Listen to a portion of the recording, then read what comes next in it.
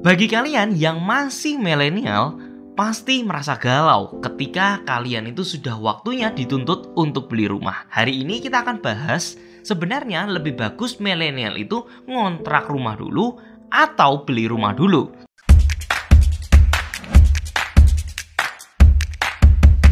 Nah, video ini cocok banget buat temen-temen yang income-nya atau tabungannya itu masih di bawah 100 juta. Harus beli rumah dulu atau ngontrak dulu. Nah, makanya dari situ tuh kita harus belajar nih sebenarnya bahwa kita tuh harus memplanningkan akan kedepannya seperti apa. Di Indonesia aja ternyata milenial yang bisa membeli rumah dengan tanpa bantuan orang lain, tanpa bantuan orang tua, itu hanya 13% aja. Jadi itu sangat-sangat sedikit teman-teman. Jadi untuk yang nonton pastikan kalian juga harus masuk ke dalam 13% itu. Nah, yang pertama yang harus kalian ubah yaitu adalah mindsetnya teman-teman dulu nih. Memang sih ngontrak itu terasa enak karena jauh lebih murah, karena jauh lebih ringan. Tapi pernah nggak kalau kalian mikir ketika kalian masih masa muda, terus kalian itu tiba-tiba dibelikan sama orang tua kalian sepeda baru, supaya sepedanya ini bisa membuat kalian itu terlihat keren di masa sekolah kalian. Anak kalian itu jadi jauh lebih bangga, jauh lebih seneng gitu. Makanya biasa di properti ada pepatah yang mengatakan kalau kamu punya 2 anak, maka belilah 2 rumah. Kalau kamu punya 3 anak, ya makanya kamu harus beli 3 rumah.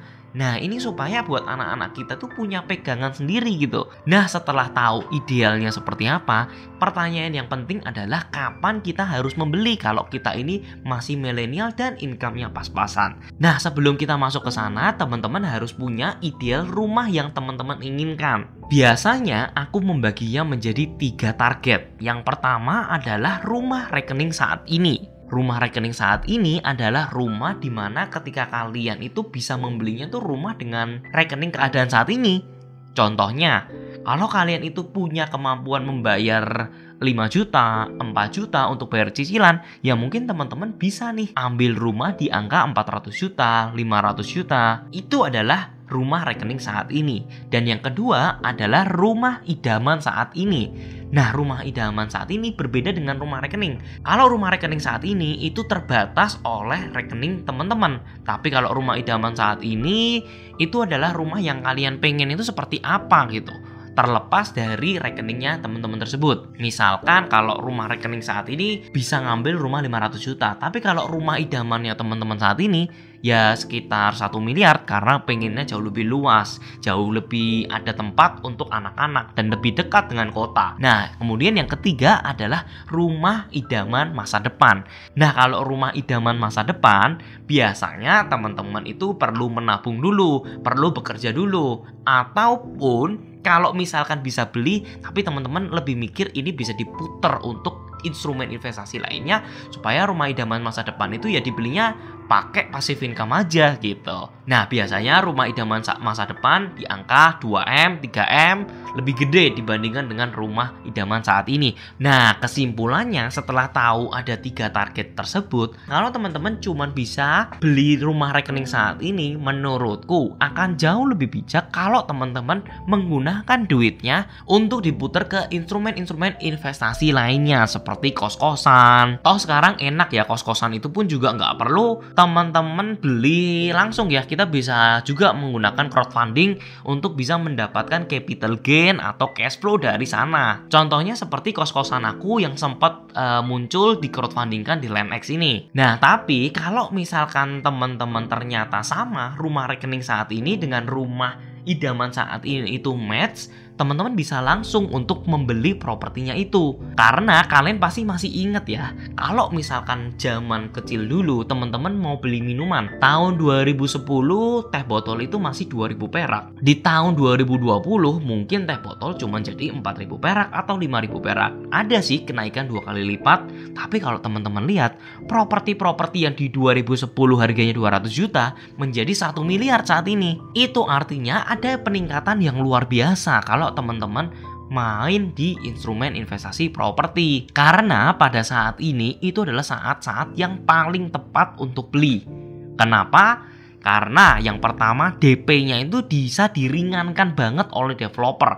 Nah, kemudian yang kedua, teman-teman juga harus tahu bahwa bunga KPR saat ini itu tuh rendah banget. Karena adanya COVID saat ini, justru aku tuh bersyukur banget karena apa?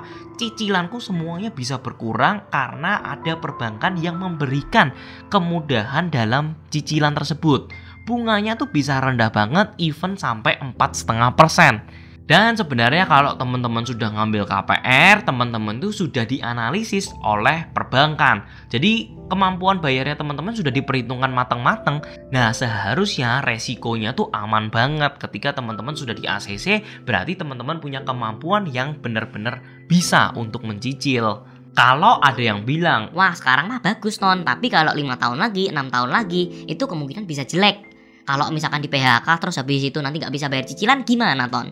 Nah, pertanyaannya teman-teman, saat ini adalah masa COVID. Kalau teman-teman masih bisa bertahan dan teman-teman masih growing dan match ya rumah rekening saat ini dengan rumah idaman saat ini match, ya bisa aja teman-teman beli aja. Karena gini loh teman-teman, kalau teman-teman masa COVID aja bisa bertahan, apalagi 5 tahun, 6 tahun ke depan, itu pasti teman-teman sudah lebih tangguh, lebih hebat lagi dibandingkan dengan saat ini. Lagian ya teman-teman, kalau misalkan nanti ke depannya ada kesusahan, sebenarnya KPR perbankan itu paling enak. Karena apa? Bank itu suka banget dengan properti. Kalau propertinya tiba-tiba teman-teman ada sedikit macet sebulan 2 bulan, teman-teman bisa kok minta yang namanya restruktur, di mana teman-teman itu bisa diberikan keringanan, temponya dibikin lebih lama, atau mungkin bunganya bisa dinego dengan perbankan tersebut. Itu masih bisa banget. Beda dengan mobil. Kalau teman-teman beli mobil, kalau nggak bisa bayar langsung disita. Tapi kan properti nggak segampang itu tiba-tiba langsung diambil sama banknya. Jadi masih gampang lah, teman-teman masih bisa minta restruktur, minta kemudahan lain-lainnya. Itulah perbedaannya kalau teman-teman ngambilnya pakai KPR. Dan biasanya kalau yang nggak ngerti ngitungnya gimana sih, rumah 1 miliar dengan cicilan 10 juta, aku harus punya duit berapa?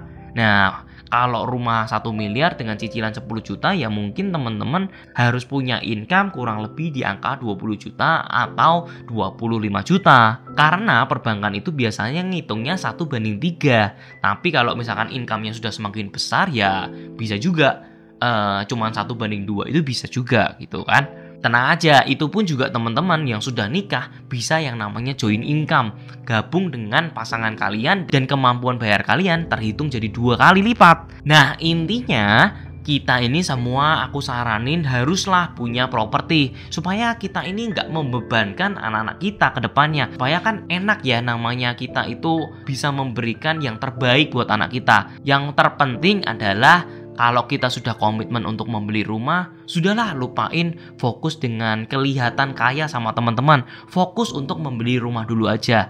Yang terpenting adalah besar di rekening, bukan besar di gaya doang, ya kan? Semoga video kali ini bisa membuat teman-teman ini jadi lebih paham ya, jadi lebih nggak galau lagi kira-kira pengen ngontrak atau beli rumah aja. Dan pastikan teman-teman jika suka dengan video kali ini, beri like yang banyak supaya video ini terbantu untuk bisa menjadi trending 1 di Indonesia. Terus teman-teman juga absen ya kalau misalkan udah nonton ataupun ada komentar atau ada pendapat apapun, itu bisa langsung chat di kolom komen supaya aku bisa tahu juga kira-kira kalian pengen dibahas tentang apa lagi.